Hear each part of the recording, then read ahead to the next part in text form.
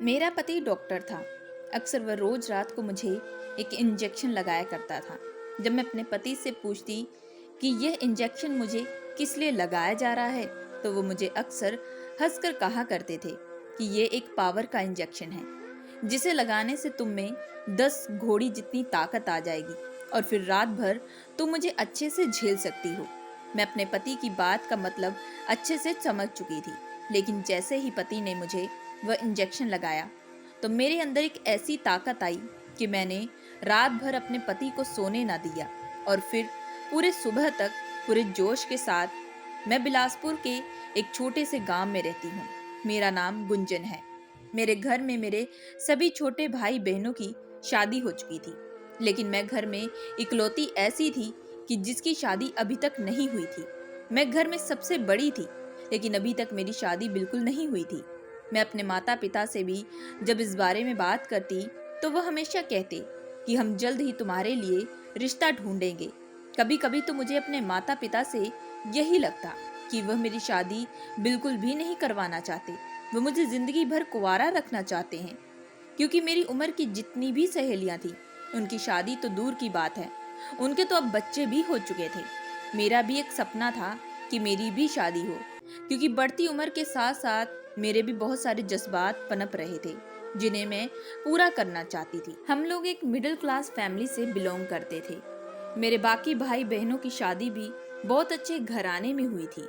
अब यूं ही करते करते वक्त भी बड़ी तेजी से बीत रहा था, लेकिन इस दौरान भी मेरी शादी बिल्कुल भी नहीं हुई थी, क्योंकि अब मैं पूरे 32 साल की होने वाली थी। अक्सर आस पड़ोस की कुछ लड़कियां मेरा खूब मजाक बनाया करती थी। वह मेरी सहेलियां नहीं थी, लेकिन अक्सर वह मेरी बेइज्जती बहुत करती थी। कहती थी कि तुम्हारी शादी इस जन्म में बिल्कुल भी नहीं होने वाली, क्योंकि तुम दिखने में बेहद सांवली हो। कोई भी लड़का तुम्हें पसंद नहीं करेगा। उस दिन मानो मेरे दिल पर एक तीर लगा हो, जैसे मानो किसी ने मेरे दुख पर हाथ रख दिया हो। मैं अपने भाई बहनों के मुकाबले थोड़ी सांवली सी थी, बल्कि मेरे भाई बहन दिखने में बेहद सुंदर थे। मैं जब भी अपने माता पिता से यह वजह पूछती तो वह हमेशा हड़बड़ा जाते और मेरी बातों को अक्सर टाल दिया करते थे। लेकिन आज किसी बाहरी इंसान ने मुझे यह बात कही थी। यह बात मेरे दिल को छू गई थी और मेरे दिल के टुकड़े टुकड़े हो चुके थे। वह लड़कियां मेरा मजाक उड़ाते हुए भी यह बात कह रही थी, क्या पता तुम्हारे माता पिता ने तुम्हें कहीं से खरीदा हो, इसी वजह से वह तुम्हारी शादी नहीं करवा रहे। आजकल के पेरेंट्स को बच्चा नहीं होता तो वह बच्चा गोद ले लेते हैं।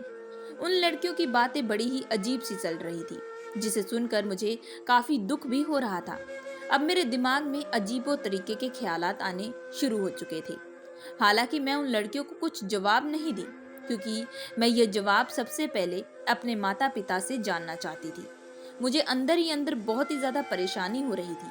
अब मुझे अंदर ही अंदर लगने लगा था कि मेरे माता पिता बिल्कुल भी नहीं चाहते कि मेरी शादी हो, क्योंकि शायद मैं उनकी खुद की औलाद नहीं थी। इसी वजह से मैं गुस्से में तेज कदम से अपने घर की तरफ रवाना हुई। मैंने हॉल में जाते ही माँ को तेज आवाज लगाई। माँ मेरी बात सुनकर हड़बड़ाते हुए मेरे पास आई और पूछने लगी, क्या हुआ मेरी बेटी। मैंने सबसे पहले उनसे यह सवाल किया कि आखिर आप लोग मेरी शादी क्यों नहीं करवा रहे, मुझे इस बात का जवाब दे। इस बात पर मेरी माँ के माथे से पसीने छूटने लगे थे। वह हड़बड़ाते हुए मुझे बात को घुमाने लगी, कहने लगी कि हम तेरे लिए ढूंढ रहे हैं लड़का। लेकिन आज मैं बिल्कुल भी शांत नहीं होने वाली थी, क्योंकि यह बात मैं पिछले कई सालों से सुन चुकी थी। आज मैं सच जानना चाहती थी। तभी मेरे पिताजी मेरे पास आए, कहने लगे कि बेटी तुम शांत हो जाओ, पहले तुम गुस्सा बिल्कुल भी मत करो। मैंने कहा कि पिताजी, मुझे आज वजह जाननी है। आज आप मुझे सच बताएं। आप लोग सीधा सीधा यह कह दीजिए कि मैं आपकी खुद की औलाद नहीं हूँ, इसी वजह से आप मेरी शादी नहीं करवाना चाहते, क्योंकि शादी में आपका पैसा खर्च होगा। हमारे मोहल्ले में सब लड़कियों की शादी 25 साल से पहले हो जाती है, लेकिन मेरी 32 साल हो चुकी है, मेरी शादी नहीं हुई। मैं जब वजह पूछती तो आप लोग मुझे हर बार कुछ न कुछ बहाना बना देते। ये कहते ही मेरी आंखों से उस वक्त आंसू निकलने लगे थे। तभी मेरे माता पिता मेरा हाथ पकड़ते हुए कहने लगे कि बेटी चिंता बिल्कुल भी मत कर, हम तेरे लिए रिश्ता ढूंढ रहे हैं, लेकिन हम तेरे लिए बेहतर लड़का ढूंढना चाहते हैं जिसके साथ तुम जिंदगी भर खुश रहो। और मैं तुझे यही यकीन दिलाता हूँ कि मैं जल्द ही तुम्हारी शादी 1 हफ्ते के अंदर कर दूंगा। अपने पिता के मुंह से यह बात सुनकर मैं उन्हें गहरी आंखों से देख रही थी। मैंने कहा कि नहीं नहीं, आप मुझे हमेशा यही बात बोलते आए हैं। इस बार मैं आपकी बातों का पर विश्वास नहीं करूंगी। लेकिन तभी पिता ने कहा, मैं तुम्हारे सर की कसम खाकर कहता हूँ, मैं जल्द ही तुम्हारी शादी करवा दूंगा। तुम बस लोगों की बातों पर ध्यान बिल्कुल भी मत दो। माता पिता की बात सुनकर मैं कुछ देर के लिए शांत हो चुकी थी। लेकिन तभी मैंने उनसे पूछा कि आखिर मैं अपने भाई बहनों के साथ मैच क्यों नहीं करती, मेरा रंग इतना सांवला क्यों है। तभी माँ कहने लगी कि बेटी, तुझे बचपन में एक बहुत बड़ी बीमारी हो चुकी थी, जिसकी वजह से तेरी तबीयत बहुत ही ज्यादा खराब हो चुकी थी। डॉक्टरों ने हमें बताया कि तुम बिल्कुल भी नहीं बच सकती, लेकिन वह भगवान का भला था कि मेरी लाख मिन्नतों के बाद तुम ठीक हो गई। लेकिन इस बीमारी ने तुम्हें अंदर से कमजोर कर दिया था, जिसकी वजह से तुम्हें पूरा ठीक होने में कई साल लग चुके, और उसकी वजह से ही तुम्हारा जो रंग था वह सांवला हो चुका। माता पिता की बात सुनकर मुझे यकीन हो चुका था कि मेरे माता पिता जो कह रहे हैं वह सच कह रहे हैं। इसी वजह से मैंने लोगों की बातों पर अब ध्यान देना छोड़ दिया था। ये कहते ही मैं अपने कमरे की तरफ चली गई। मैं बेहद खुश थी। शादी को लेकर जो मेरे अरमान थे अब वह पूरे होने वाले थे। इसी तरीके से 2-3 दिन बीत चुके थे। तब एक दिन मेरे पिताजी मुझे आवाज देने लगे, कहने लगे कि गुंजन, तुम्हारे लिए खुशखबरी है। और तभी उन्होंने बताया कि मेरा रिश्ता पक्का हो चुका है और जल्द ही मेरी शादी होने वाली है। अपने पिता के मुंह से यह बात सुनते ही मेरी खुशी का कोई ठिकाना नहीं था। और तभी मेरे पिता ने यह कहा कि तुम्हारी शादी एक डॉक्टर से होने वाली है। लड़का बेहद अच्छा है, वह तुम्हें बेहद खुश रखेगा। मैं बचपन से ही सोच के रखा था कि मैं तुम्हारी शादी एक बहुत अच्छे लड़के के साथ करवाऊंगा, और आज देखो बेटी, मेरा ये सपना भी पूरा होने वाला है। ये कहते ही मेरे पिता ने मुझे गले लगा लिया। आज उनकी आंखों में आंसू थे, लेकिन तभी इस वक्त उन्होंने मुझे एक ऐसी बात कही कि शादी हम सिंपल तरीके से करेंगे, क्योंकि मैं नहीं चाहता लोगों की बुरी नजरें मेरी बेटी की शादी पर पड़े। मुझे भी इस बात पर कोई एतराज नहीं था। मैंने खुशी खुशी इस बात को मान लिया। उसके बाद मेरे पिता ने मेरे लिए कपड़े वगैरह खरीदना शुरू कर दिए। इस बात से मैं बेहद खुश थी। वह मेरे लिए बहुत ही महंगा लाल कलर का एक जोड़ा खरीदे थे, जिसे पहनकर मैं शादी वाली रात बहुत ही ज्यादा सुंदर लगने वाली थी। हालांकि मैंने लड़के को अभी तक बिल्कुल भी नहीं देखा था, लेकिन मुझे पूरा विश्वास था कि मेरे माता पिता मेरे लिए बेहतर लड़का चुनेंगे। इसी तरीके से मंदिर में जाकर बड़ी ही सादगी के साथ मेरी शादी हो गई। मैंने लड़के की शक्ल नहीं देखी थी। मेरे चेहरे पर एक बड़ा सा घूंघट ओढ़ा गया था। उसके बाद मैं विदा होकर अपने ससुराल आ गई। ससुराल में मेरी सास ने स्वागत किया था। उसके बाद मैं कमरे में बैठकर बेबसी से अपने पति का इंतजार कर रही थी। आज मैं बहुत ज्यादा नर्वस थी। तभी मुझे किसी के चलने की आहट की आवाज आई। मैंने तुरंत अपना घूंघट ओढ़ लिया। जैसे ही मेरे पति कमरे में आए, उन्होंने मेरी तारीफें करना शुरू कर दी। लेकिन मैंने उनसे पूछा कि आपने मुझे पहले तो देखा नहीं, फिर आपको मैं इतनी सुंदर कैसे लग सकती हूँ। यह बात सुनते ही मेरे पति हड़बड़ाते हुए कहने लगे, मैंने तुम्हें तस्वीर में देखा था, और खूबसूरती सूरत देखकर नहीं, सीरत देखकर की जाती है। मुझे तो तुम तस्वीर में भी बेहद सुंदर लग रही थी। इस बात से मैं खुश हो चुकी थी। तभी उन्होंने धीरे से मेरा घूंघट उठाया। लेकिन जैसे ही उन्होंने घूंघट उठाया तो मैं अपने पति को देखकर मुझे चक्कर आना शुरू हो चुका था, और इस वक्त मैं बेहोश हो चुकी थी। उसके बाद मेरे साथ क्या हुआ कुछ मालूम नहीं। सुबह उठी तो मेरे पूरे बदन में काफी दर्द हो रहा था। एक अजीब सा एहसास हो रहा था। मैंने अपने बिस्तर के बगल में देखा तो पति वहां पर मौजूद नहीं थे, लेकिन मेरे कपड़ों की हालत बहुत खराब थी। मैंने तभी दिमाग पर जोर डालना शुरू कर दिया, और मुझे याद आया कि कल रात को तो मुझे चक्कर आ चुके थे।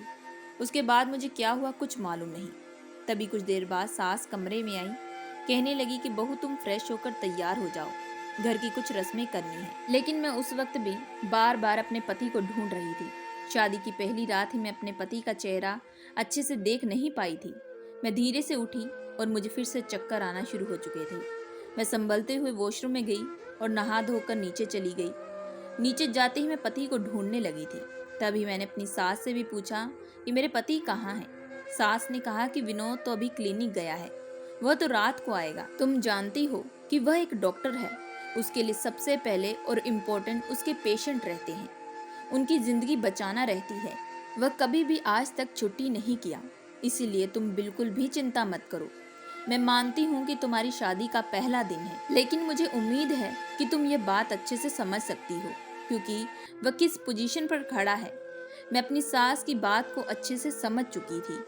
मुझे भी इस बात से बेहद खुशी थी कि मेरे पति डॉक्टर की जिम्मेदारी को बखूबी से निभा रहे हैं। अब मैं सारा दिन बस रात का इंतजार कर रही थी ताकि अपने पति को देख सकूं।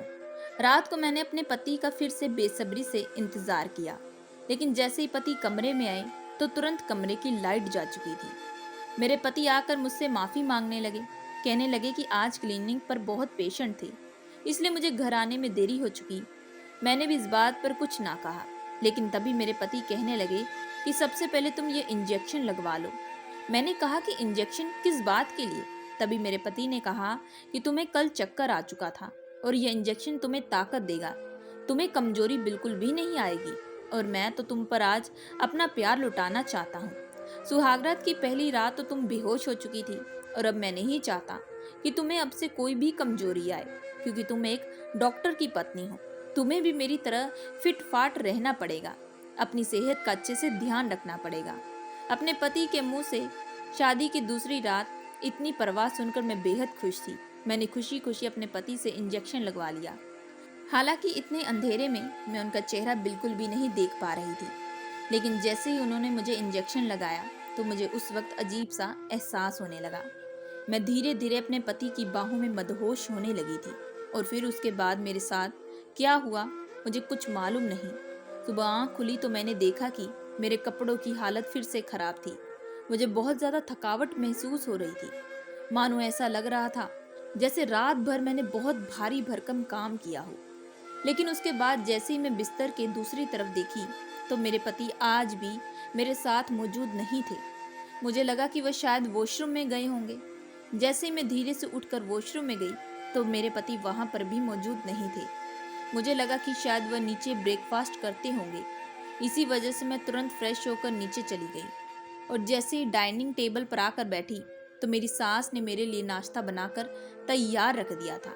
वह कहने लगी कि बहू तुम ये नाश्ता कर लो, देखो तुम कितनी कमजोर हो चुकी हो। सास की बात को मानकर मैं चुपचाप नाश्ता कर ली, लेकिन अभी भी मेरे दिमाग में मेरे पति का ख्याल चल रहा था। आखिर मेरे पति गए कहाँ? जब मैं अपनी सास से पूछी तब उन्होंने फिर से मुझे कहा कि बहू तुम इन सब की आदत डाल लो, क्योंकि विनोद इससे पहले भी घर से ज्यादा समय बाहर ही रहता था। वह बस ज्यादातर क्लीनिंग और अस्पताल में ही अपनी ड्यूटी को बखूबी से निभाता है, जिसकी वजह से कई बार वह रात रात को आना पड़ता है। शायद ये तुम्हारे माता पिता ने तुम्हें पहले बात नहीं बताई, लेकिन विनोद एक डॉक्टर है और उसका यही काम है, इसलिए वह सुबह सबसे पहले निकल जाता है। बल्कि मैं तो उसके लिए ब्रेकफास्ट भी बनाकर रखती हूँ।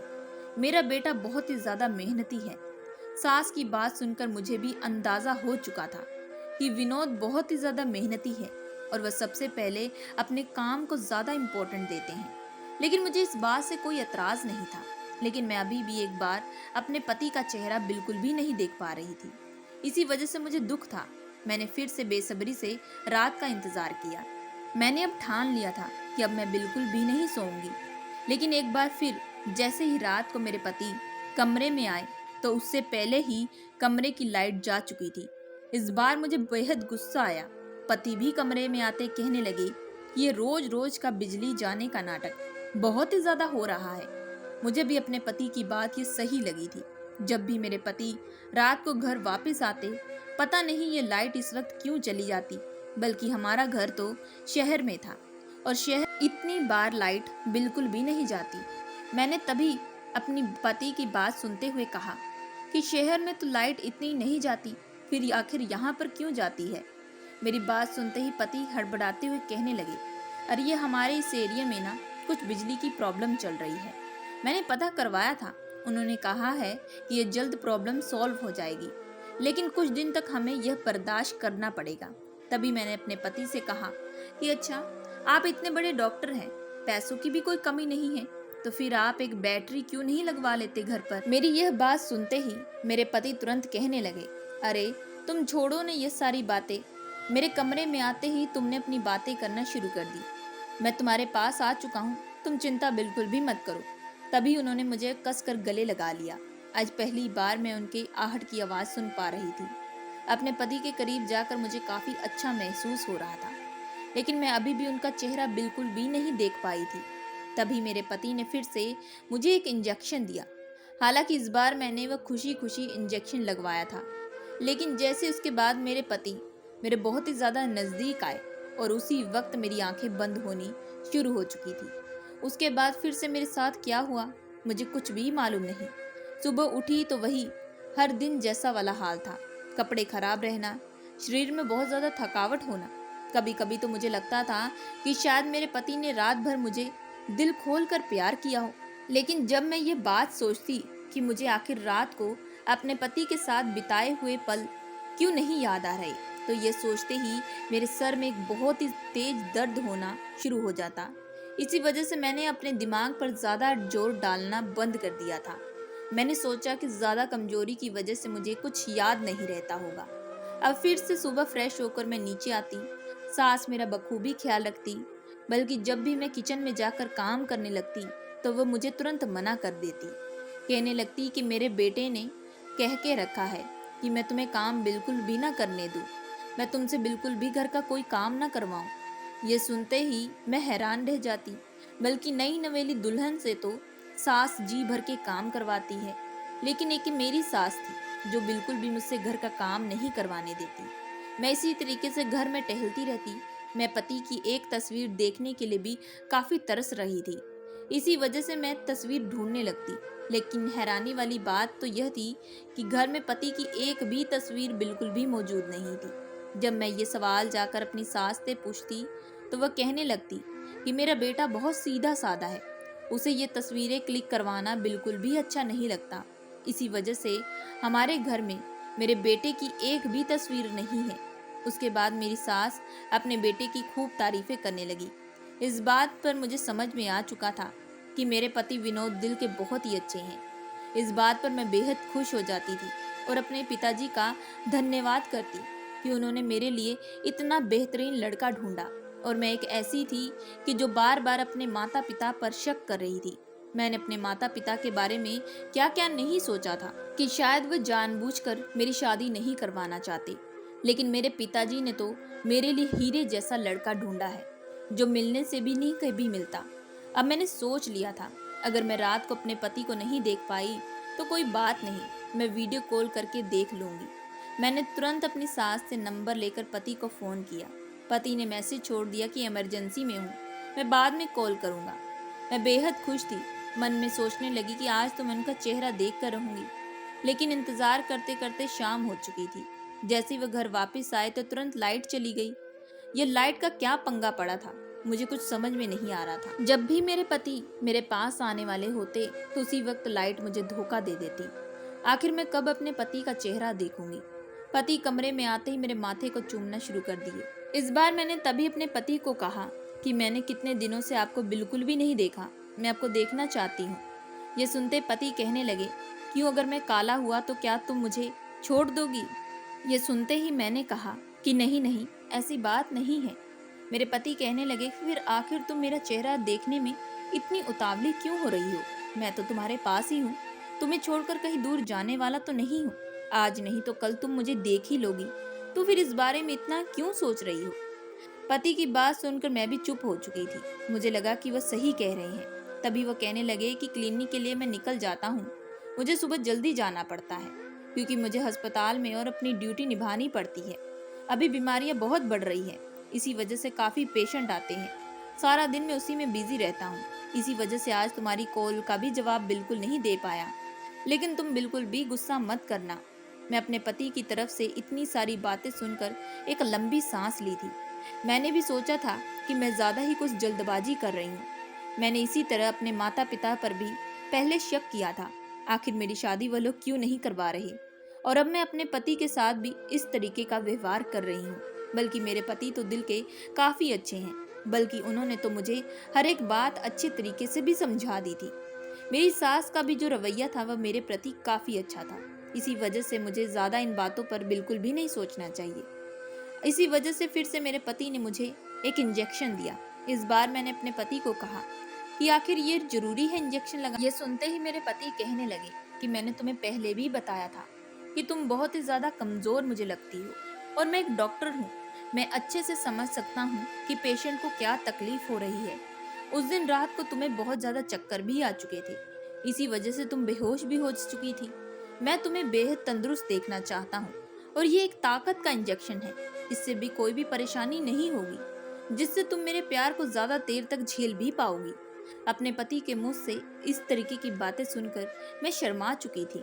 तभी पति ने जैसे इंजेक्शन लगाया, उसके बाद मैं फिर से गहरी नींद में जा चुकी थी। सुबह मेरी आंख खुली तो फिर से मैंने देखा कि मेरे पति मेरे बगल में मौजूद नहीं थे। मुझे अब मालूम पड़ चुका था कि वह क्लिनिक के लिए जा चुके होंगे। इसी वजह से मैं तुरंत फ्रेश होकर नाश्ते के लिए नीचे आ गई। नाश्ते की टेबल पर जैसी बैठी, तभी अचानक मुझे फिर से चक्कर आना शुरू हो चुका था। मेरी सास उस वक्त मुझे संभालते हुए पकड़ी और कहने लगी कि बहू, तुम ठीक हो ना? मैं तुम्हें तुम्हारे कमरे पर ले जाती हूँ। मुझे बिल्कुल भी समझ में नहीं आ रहा था, आखिर रोज रोज मुझे ये इतने चक्कर क्यों आ रहे थे और मुझे इतनी कमजोरी क्यों लग रही थी। तभी उन्होंने मेरे पति से बात की और मेरे पति ने कुछ मेडिसिन बताई थी, और मेरी सास ने मुझे वो मेडिसिन देना शुरू कर दी। मुझे अंदर ही अंदर अब डर भी सताने लगा कि कहीं वह बचपन की बीमारी मुझे अब होनी तो शुरू नहीं हो गई, जिसकी वजह से मेरा ये हाल हो रहा है। अब मेरे दिमाग में फिर से अजीबो गरीब ख्यालात आने शुरू हो चुके थे, क्योंकि बार बार अब मुझे चक्कर भी आ रहे थे, तबीयत भी बिगड़ रही थी। उसके बाद मैं बेहोश भी हो जाती थी, और फिर मुझे कुछ मालूम भी नहीं रहता कि मेरे साथ आखिर क्या हुआ है, आखिर मेरे साथ क्या हो रहा था। इसी वजह से मैं चुपचाप मेडिसिन भी खा लेती थी और किसी से कोई सवाल भी नहीं करती थी, क्योंकि मुझे अंदर ही अंदर एक डर सताने लगा था। कहीं अगर मुझे कोई बीमारी हुई तो मेरे ससुराल वालों को अगर मेरी बचपन की बीमारी के बारे में मालूम पड़ जाए तो अब वो मुझे इस घर से न निकाल दे। इसी वजह से अब रोज रात को मेरा पति कमरे में आता और उस वक्त लाइट भी चली जाती, लेकिन रोज रात को वो मुझे इंजेक्शन लगाया करता था। इस बात पर अब मैं बिल्कुल भी एतराज़ न करती, क्योंकि मैं भी चाहती थी कि मैं जल्द से जल्द ठीक हो जाऊं। अगर रोज मेरे साथ यही होता रहा तो कहीं मेरा पति मुझे छोड़ ना दे, इसी बात का मुझे काफ़ी डर लगा रहता। लेकिन अब यूं ही करते करते पूरा 1 महीना बीत चुका था। 1 महीने में मैंने एक बार भी अपने पति की शक्ल बिल्कुल भी नहीं देखी थी, और यह बात बड़ी ही गौर कर देने वाली थी। मैंने भी ज़्यादा इस बात पर जोर नहीं डाला, क्योंकि मुझे लगता था कि मेरी तबीयत बिल्कुल भी ठीक नहीं है। इसी वजह से मैं रोज़ चुपचाप वह इंजेक्शन ले लिया करती और अपने पति को कुछ भी ना कहती। लेकिन सुबह उठती तो मेरी हालत बहुत ही ज़्यादा ख़राब होनी शुरू हो जाती। शादी के बाद भी मुझे नहीं लगता था कि मैं एक शादीशुदा ज़िंदगी की तरह जी रही हूँ। मेरे पति तो दिन भर घर से बाहर रहते, रात को आते, उस वक्त लाइट चली जाती और उसके बाद मैं बेहोश हो जाती। सुबह तक मेरी हालत बहुत ज़्यादा ख़राब हो जाती। धीरे धीरे मैं इन सब से बहुत ज़्यादा परेशान हो चुकी थी। ज़्यादा ससुराल वालों पर भी इस बात पर दबाव ना डालती। इसी वजह से मैंने सोच लिया था कि मैं अपने पति से छुपकर अपनी बीमारी का इलाज करवाऊंगी, और उससे पहले मुझे जानना था कि आखिर मुझे क्या हुआ है। इसी वजह से मैंने अपने मायके का बोलकर एक बहुत बड़े अस्पताल में चली गई, और वहां जाकर मैंने अपनी पूरी बॉडी का चेकअप करवाया था। मुझे अंदर ही अंदर बहुत ही ज़्यादा घबराहट भी महसूस हो रही थी, कहीं मुझे कोई ऐसी बीमारी ना आ जाए जिससे मेरा पति मुझे तुरंत छोड़ दे। जैसे ही दूसरे दिन मुझे वह रिपोर्ट मिली तो डॉक्टर ने मुझे बताया कि मुझे ऐसी कोई बीमारी भी नहीं है और मैं ठीक हूँ। इस बात से मैं बेहद खुश हो चुकी थी। इसी वजह से मैंने सोच लिया कि अब मैं वह इंजेक्शन बिल्कुल भी नहीं लगाऊंगी, और अपने पति को कह दूंगी कि अब मैं पूरे तरीके से ठीक हो चुकी हूँ, और अब मैं अपने पति को देखना भी चाहती हूँ, जो कि मेरा हक था।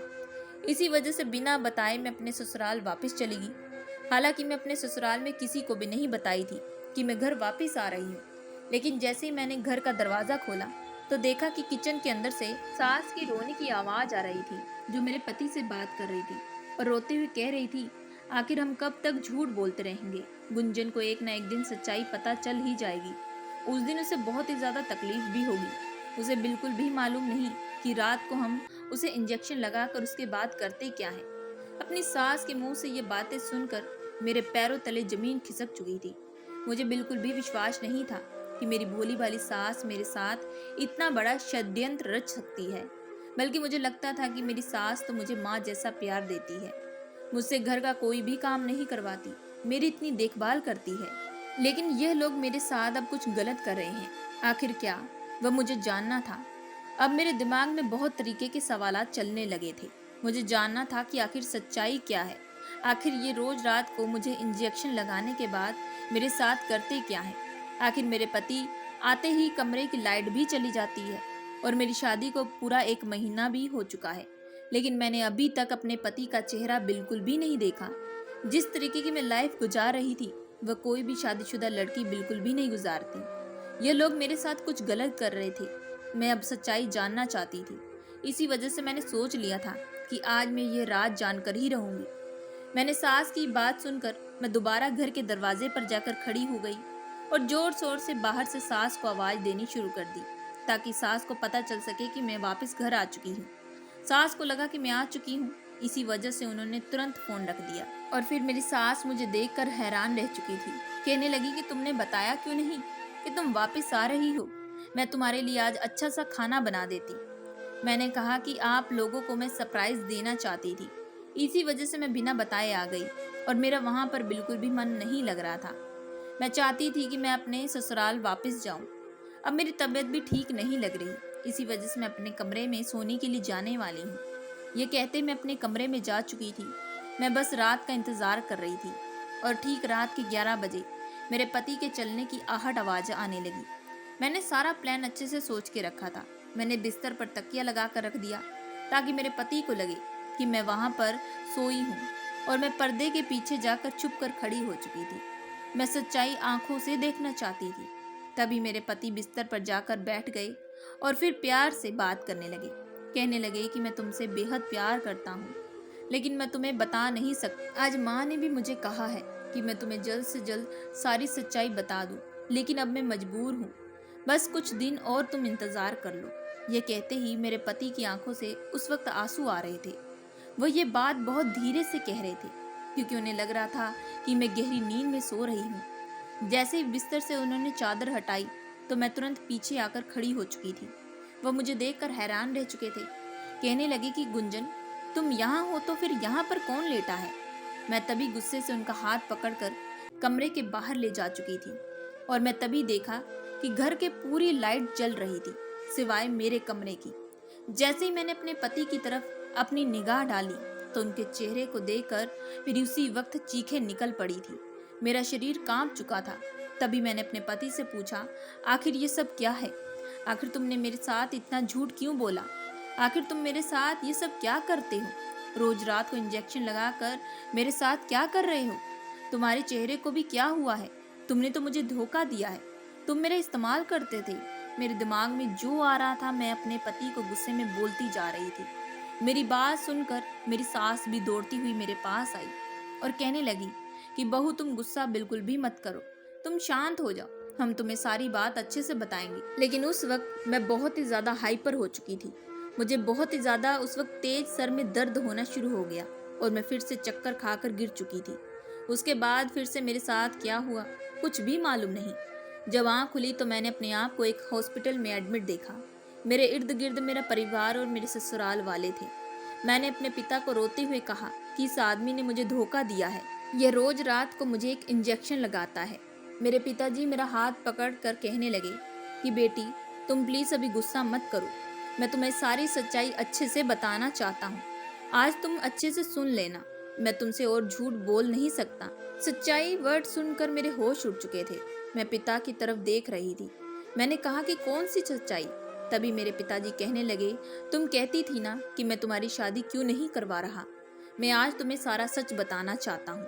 तुम्हारी शादी बहुत साल पहले ही हो चुकी थी, बल्कि वह शादी तुमने भागकर विनोद के साथ की थी और इसी लड़के के साथ तुम्हारी बहुत पहले शादी हो चुकी थी। विनोद उस वक्त डॉक्टर की पढ़ाई कर रहा था। तुम दोनों ही खुशी खुशी अपनी जिंदगी भी बिता रहे थे। लेकिन तभी एक दिन अचानक हमें यह खबर मिली कि जिस गाड़ी से तुम दोनों कहीं घूमने जा रहे थे, उस गाड़ी का एक बहुत बड़ा एक्सीडेंट हो जाता है।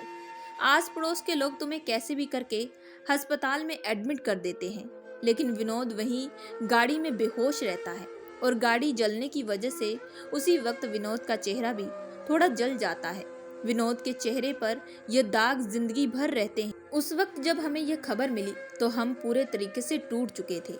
जब हमें यह पता चला कि तुम अपनी याददाश्त खो चुकी हो तो तब हम विनोद को ही इन सब का कसूरवार समझने लगे थे। जब तुम्हें होश आया तो पूरे 6 महीने लग चुके थे। इन 6 महीनों के बाद हमें यह पता चल चुका था कि तुम अपनी पिछली जिंदगी पूरे तरीके से भूल चुकी हो और इसी वजह से तुम्हें वक्त लगेगा ठीक होने में। हम तुम्हारा अच्छा चाहते थे। हम तुम्हें अपने साथ अपने घर वापस ले चुके, क्योंकि हमें लगता था कि तुम्हारे साथ जो हुआ है उसकी वजह विनोद ही है।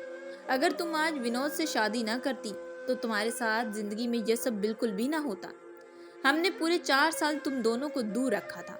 हमने सोचा था कि तुम्हारी याददाश्त जब वापस आ जाएगी तो हम तुम्हारी शादी कोई अच्छे से लड़के के साथ पक्की कर देंगे। लेकिन तुम्हारी बार बार बीच में बहुत ही ज्यादा तबीयत खराब हो रही थी, जिसकी वजह से हमें बहुत परेशानी भी हुई। दूसरी तरफ विनोद भी अपनी पढ़ाई करके डॉक्टर की डिग्री हासिल कर चुका था। वह रोज हमसे तुम्हारे बारे में पूछा करता था, रोज यही जिद करता कि तुम्हें उसके साथ रहने की हम लोग इजाजत दे दें, क्योंकि तुम अब भी उसकी पत्नी हो, जो कि हम जानते थे। लेकिन मैं तुम्हारी शादी कहीं और करवाना चाहता था, इसी वजह से मैंने तुम्हें उससे दूर रखा। लेकिन उस दिन तुमने मेरे से बात की और कहा कि तुम्हें ऐसा लगता है कि हम तुम्हारे माता पिता नहीं हैं। उस वक्त मुझे बहुत ही ज्यादा तकलीफ हुई थी। मैं समझ सकता था कि तुम्हारे ऊपर क्या बीत रही है। इसी वजह से मैंने विनोद की बात आखिरकार मान ही लिया था। विनोद ने हमें पहले ही बता दिया था कि वह रोज रात को तुम्हें दवाई दिया करेगा, जिससे तुम जल्द ही ठीक भी हो जाओगी। लेकिन उस दवाई में नींद की दवा भी ऐड होगी। इसी वजह से तुम उसका चेहरा बिल्कुल भी नहीं देख पा रही थी, और अगर तुम उसका चेहरा देख भी लेती तो यकीनन उस वक्त तुम्हारी तबीयत और भी ज्यादा खराब हो जाती। तुम्हारे सर में दर्द होने लगता, जो कि हम लोग बिल्कुल भी नहीं चाहते थे। लेकिन अब हमें खुशी है कि तुम अब ठीक हो चुकी हो, क्योंकि डॉक्टर ने बताया है कि तुम अब खतरे से बाहर हो। और अब हम भी चाहते हैं कि सच्चाई तुम्हें अच्छे से मालूम हो जाए, ताकि तुम्हें भी ज्यादा परेशानी ना उठानी पड़े, क्योंकि इन सब में तुम बहुत ज्यादा परेशान हो रही थी। मुझे सारा मामला अच्छे से समझ आ चुका था। जिस शख्स के बारे में मैं इतना गलत समझ रही थी, जिसे मैंने इतना कुछ कह दिया था, वह मुझसे कितना बेइंतहा प्यार करता था। वह चाहता तो अपनी जिंदगी में आगे भी बढ़ सकता था, और वैसे भी मेरे साथ साथ उसने भी दुख झेला था। वह भी मेरे से दूर रहा था। अगर मेरी याददाश्त गई थी तो उसका भी चेहरा जल चुका था। तभी मेरा पति करीब आया और मुझसे माफी भी मांगने लगा। कहने लगा कि हमारी खुशियों को पता नहीं लगता है हमारी ही नजर लग चुकी थी, जिसकी वजह से हम दोनों ही दूर हो चुके थे। हम लोग उस वक्त बेहद खुश थे, लेकिन अब मैं तुमसे वादा करता हूँ कि मैं तुम्हें जिंदगी भर खुश रखूंगा। कभी भी तुम्हें कोई परेशानी नहीं आने दूंगा। अब तुम मेरा चेहरा देख चुकी हो। अब तुम बताओ कि आखिर तुम क्या करना चाहती हो। क्या तुम मेरे साथ अपनी पूरी जिंदगी बिताना चाहोगी, क्योंकि मेरे चेहरे को ठीक होने में काफी वक्त लग सकता है। ये सुनते ही मेरी आंखों से उस वक्त आंसू आने लगे थे। मैंने कहा कि जब तुम मेरा इंतजार कर सकते थे तो भला मैं तुम्हारे साथ जिंदगी भर साथ नहीं चल सकती। मैं भी तुमसे बेइंतहा प्यार करती हूँ, हालांकि हम दोनों ने ही तकलीफ झेली थी। ये कहते ही हम दोनों पति पत्नी एक दूसरे को गले लगा लिए। उस वक्त हम दोनों ही बहुत ही ज्यादा रो रहे थे। उसके बाद मेरा पति मुझे अपने ससुराल वापस ले गया। ससुराल में मेरे पति ने और मेरी सास दोनों ने खूब अच्छे से मेरा ध्यान रखा था। दूसरी तरफ मेरे पति ने चेहरे को ठीक करने के लिए दवाई भी लगाना शुरू कर दी थी, जो कि बाहर से मंगवाई थी। लेकिन अब मैं अपने पति के साथ बेहद खुश हूँ। मेरे पति का चेहरा जैसा भी था, लेकिन वह दिल का बहुत ही अच्छा इंसान था। दोस्तों, मैं आशा करती हूँ कि आप लोगों को ये कहानी पसंद आई होगी। अगर आप लोगों को ये कहानी पसंद आई है तो प्लीज़ हमारे चैनल को लाइक और सब्सक्राइब जरूर करिएगा एंड बेल आइकन का बटन जरूर दबाइएगा।